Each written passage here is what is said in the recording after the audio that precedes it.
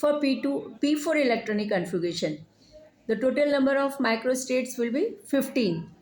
यहाँ पे एक चीज़ बताना बहुत ज़रूरी है कि P1 और P5 दोनों के लिए number of microstates will remain the same, क्योंकि दोनों में ही एक ही कान पेयर इलेक्ट्रॉन है। इसी तरह P2 एंड P4 आपने देखा होगा, P2 में भी 15 है और P4 में भी 15 है। P5 एंड P1 दोनों में सेम होंगे, that is the 6. P6, this is a completely fulfilled, so number of microstates 6 factorial 6 factorial 6 minus 6 0, so it will be 1, only the 1.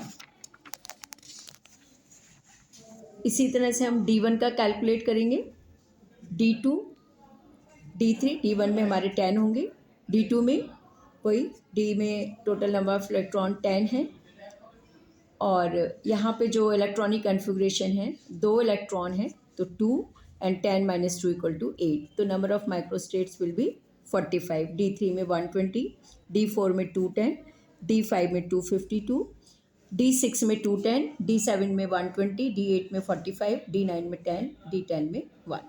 तो ये नंबर ऑफ एनर्जी लेवल्स और the number of microstates निकालने का एक तरीका है. यहाँ पे एक मैंने डायग्राम बनाया है जिसमें कि हम देख रहे हैं कि D1 और D9 जैसे कि हमने P में बताया था, will have the same number of energy level और माइक्रोस्टेट्स. D2 और D8 का सेम होगा, D3 एंड D7 का सेम होगा, D4 D6 का सेम होगा, D5 कम्प्लीटली हाफ फिल्ड है, इट इज़ 252. कम्प्लीटली फुलफिल्ड चाहे वो P हो, D हो, F हो, उसके लिए 1 ही पॉसिबल, एक ही कॉम्बिनेशन होगा विच विल बी 1. तो देर इज़ अ फॉर्मूला कि D(n) equal to D10 minus n, कि इन दोनों का सेम होगा इस कन्फिग्रेशन के लिए. तो ये तो था माइक्रोस्टेट.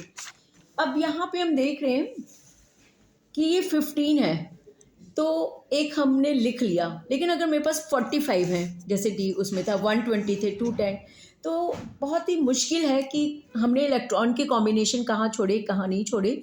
तो इसके लिए हम एक माइक्रोस्टेट चार्ट बनाते हैं. उस माइक्रोस्टेट चार्ट से हम स्पेक्ट्रोस्कोपिक टर्म भी बहुत आसान से निकाल सकते हैं. ईजी है, this is a easy way to draw the microstate chart for any configuration. मैं एक आपको माइक्रोस्टेट चार्ट यहाँ पे बना के दिखा रही हूँ कि कैसे बनाते हैं. ये हमारा P2 कन्फिग्रेशन है. P2 में सबसे पहले हमें इलेक्ट्रॉनिक कन्फिग्रेशन को लिखना होगा. यहाँ पे दीज आर द 2 इलेक्ट्रॉन है इसमें. तो LV it is the value of L will range 2 1 0 -1 -2, because मैंने पहले भी बताया था आपको कि जो resultant orbital angular quantum number है वो आपका L1 प्लस L2 माइनस 1 से लेकर आपका रेंज करेगा -L1 -L2, और S की वैल्यू 1 0 -1 होगी, क्योंकि ये resultant spin angular quantum number है. ये भी रेंज करेगा सिमिलर वे में. तो ये हमारी वैल्यू होंगी. तो माइक्रोस्टेट चार्ट बनाने के लिए हमें क्या करना होगा, क्योंकि एक जो स्पिनिंग इलेक्ट्रॉन है या ऑर्बिटल में मोशन जो कर रहा है उसको मैग्नेटिक, उसके साथ मैग्नेटिज्म एसोसिएट हो जाता है, तो इसको हम लिखते हैं ML और MS. ठीक है. अब माइक्रोस्टेट चार्ट बनाने के लिए हमें बहुत ही छोटी सी जगह में हम इसको बना लेते हैं. एक स्क्वायर बनाते हैं. यहाँ पे एक वर्टिकल है और एक हमारा हॉरिजेंटल है. हॉरिजेंटल कॉलम में हमें स्पिन वैल्यू लिखनी होती है और वर्टिकल कॉलम में हमें ये लिखनी होती है. या हम इसको ये कह सकते हैं कि जो हमारा ML की वैल्यू है वो है, यहाँ से हमें पता चल रहा है 2 1 0 -1 -2. MS की वैल्यू क्या है हमारी 1 0 -1. तो ये 3 हमारे वर्टिकल कॉलम है.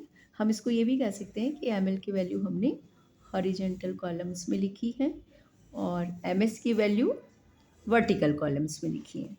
तो यहाँ पे ml की वैल्यू 2 है और ms की वैल्यू क्या है, +1। मैं एक आपको इसमें दिखाती हूँ कि 2 कब होगी, जब ये हमारे दोनों इलेक्ट्रॉन +1 में होंगे। तो 1 और 1, L1 equal to +1 and L2 equal to +1, then the resultant value will be 2। तो यहाँ पे हमारे दोनों इलेक्ट्रॉन जब इसमें होंगे तभी 2 होगी। तो यहाँ पे हम ये मान लेते हैं कि ये हमारे सभी के लिए, इस वाले पूरे हॉरिजॉन्टल रो के लिए ml की वैल्यू हो गई 2, सारी वैल्यू इसमें। अब इसे यहाँ पे हम क्या देख रहे हैं, ms +1 कब होगी, जब हमारे दोनों इलेक्ट्रॉन की स्पिन क्लॉकवाइज हो, तब हमारी ये प्लस होगी। तो यहाँ पे हमने इसको पॉजिटिव से दिखा दिया। 0 कब होगी, एक क्लॉकवाइज एक एंटी क्लॉकवाइज। माइनस कब होगी, जबकि दोनों एंटी क्लॉकवाइज होंगे। ओके, अब यहाँ पे 1 वैल्यू, 1 कब होगी हमारी, ml की वैल्यू 1 कब हो सकती है, जबकि एक इलेक्ट्रॉन इसमें हो और एक इलेक्ट्रॉन इसमें हो, तब हमारी ml की वैल्यू 1 होगी। इट मीन्स 1 0 1 0 और 1 0। अब यहाँ पे +1 तब होगा जब दोनों इलेक्ट्रॉन क्लॉकवाइज हो, प्लस माइनस और माइनस माइनस। अब यहाँ पे 2 पॉसिबिलिटीज़ हैं, जो हमारा जब ms की वैल्यू 0 है तो 2 पॉसिबिलिटीज़ हैं कि एक बार इलेक्ट्रॉन इसमें हो और दूसरा इस तरह से एंटी क्लॉकवाइज हो। दूसरी पॉसिबिलिटी हो सकती है इलेक्ट्रॉन पहले में ऐसा हो, दूसरी बार ऐसा हो। ठीक है, तो यहाँ पे 2 वैल्यू हैं, माइनस प्लस। अब आता है हमारा 0, ml equal to 0। ml equal to 0 कब होगा, अभी मैं आपको इस तरह से इसलिए करके दिखा रही हूँ जिससे कि आप लोग कोई सी भी कॉन्फ़िगरेशन हो उसको समझ के करेंगे। 0 कब होगी, या तो इलेक्ट्रॉन इस तरह से हो या इलेक्ट्रॉन इसमें हो। अभी मैं स्पिन को मत कंसीडर करिए। तो यहाँ पे +1 -1, यानी कि L1 equal to +1 and L2 equal to -1, it will be 0। या L1 इक्वल टू 0 और L2 इक्वल टू 0, तब भी हमारा ये 0 होगा। तो अब हमारे पास यहाँ पे वैल्यू हो गई +1 एंड -1। ये ml की वैल्यू है, +1 -1 +1 -1। ms अगेन दोनों प्लस हैं, यहाँ दोनों माइनस है। यहाँ पे फिर 2 पॉसिबिलिटीज़ हैं कि स्पिनिंग करता हुआ इलेक्ट्रॉन हो सकता है यहाँ पे एंटी क्लॉकवाइज हो, यहाँ पे क्लॉकवाइज हो। अब हम -1 में आते हैं, तो -1 is the mirror image of 1, -2 is the mirror image of +2।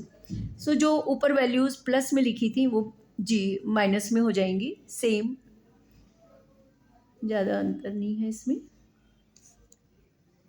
ऐसे तो ये plus plus plus minus minus plus, ये अच्छी तरह आप लोग समझ गए होंगे कि ये क्लॉकवाइज एंड एंटी क्लॉकवाइज, जो clockwise anti clockwise, these are the spinning values, जो स्पिन कर रहा है electron. -1 -1 -1 -1 -1 -1, plus plus plus minus minus minus. अब यहाँ पे हम देख रहे हैं कि हमें सारे रूल्स को फॉलो करना पड़ता है। पॉलीज एक्सक्लूजन प्रिंसिपल, 2 इलेक्ट्रॉन की चारों क्वांटम संख्या एक सी नहीं हो सकती हैं, तो जो नहीं एक सी हो सकती हैं हम इनको क्रॉस करेंगे।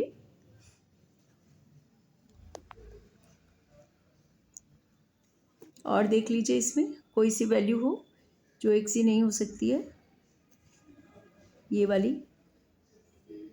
तो अब यहाँ पे हम काउंट करेंगे, 1 2 3 4 5 6 7 8 9 10 11 12 13 14, 1 2 3 4 5 6 7 8 9 10 11 12 13 14, एक कोई सी मैं देखती हूँ मिस हो रही है, -1 0 प्लस माइनस, ये हो गया 1 का 1 0 0, और यहाँ पे हो गई इसकी। यहाँ पे एक वैल्यू और पॉसिबल है इस जगह, वो मैं भूल गई लिखना, ये वाली। प्लस माइनस, ठीक है 15। अगर मैं यहाँ लिखती हूँ तो ये दोनों पॉलीज एक्सक्लूजन प्रिंसिपल के अकॉर्डिंग कैंसिल आउट हो जाएंगे, तो नाउ दीज आर द 15। तो इट इज़ वेरी इजी, बहुत इजी है कि हमने एक चार्ट में छोटी सी स्क्वायर में हमने दिखा दिया कि हाउ मेनी एनर्जी लेवल्स और the microstates possible in the P2 configuration. Now अब इस माइक्रोस्टेट चार्ट को निकालने के बाद हम हर वैल्यू के लिए टर्म सिंबल निकालेंगे, spectroscopic term, that is the ground state term. वो हमने पहले भी बताया था कैसे निकालेंगे हम, इस फॉर्मूले से। अब मैं यहाँ पे पहला लेती हूँ, ये पहले के लिए ml कितना है 2, ml कितना है 2, और ms कितना है इसके लिए 1, ms 1, 2s प्लस 1, s की वैल्यू रख दी हमने 3। यहाँ पे हमें पहले हमने बताया था L की वैल्यू 0 1 2 3 4 5, तो term will be S P D F G, because यहाँ पे L की वैल्यू कितनी है 2, तो दिस इज 3D, ठीक है। अब हम आते हैं इस पे, ml की वैल्यू कितनी है 2, ms की value 0, again 2s plus 1, s into 0 plus 1, it is 1।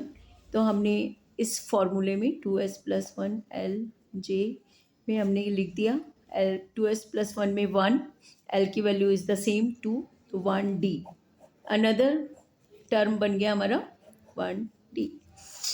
अब दूसरा आ जाइए, यहाँ पे 1, ml कितना है 1, ठीक है। ms वही या तो 3 होगा या फिर हमारा, या तो यहाँ पे हमारा 3 होगा या 1 होगा, तो ms यहाँ पे हमारा हो गया ms इक्वल टू 1, तो 2s plus 1, 2 into 1 plus 1 equal to 3, तो this is a 3p because ml p, और अदर कौन सा हो जाएगा 1p, ठीक है। अब हम आते हैं 0 पे, ml equal to 0, ms equal to either 1 और आइदर 0, तो ms इक्वल टू 1, तो 2s plus 1 equal to again 3, तो ये हो गया हमारा 3s और दूसरा हो गया हमारा 1s। These are the spectroscopic term. अब इसमें यह आता है कि कौन सा टर्म हमारा इसमें ग्राउंड स्टेट टर्म है, which is the ground state term, ठीक है। तो ग्राउंड स्टेट टर्म के लिए हमारे पास बहुत सारी वैल्यूज़ आ गई हैं इसमें P2 कॉन्फ़िगरेशन के लिए। तो इसमें अब हमें होम्स रूल को फॉलो करना पड़ेगा कि अगर हमारे पास बहुत सारी कॉन्फ़िगरेशंस हैं तो उसमें कौन सा टर्म जो है ग्राउंड स्टेट होगा। तो अब हम आपको बताते हैं कौन सा होगा इसमें, ठीक है। अब दूसरी वीडियो में हम आपको ग्राउंड स्टेट टर्म बताएंगे।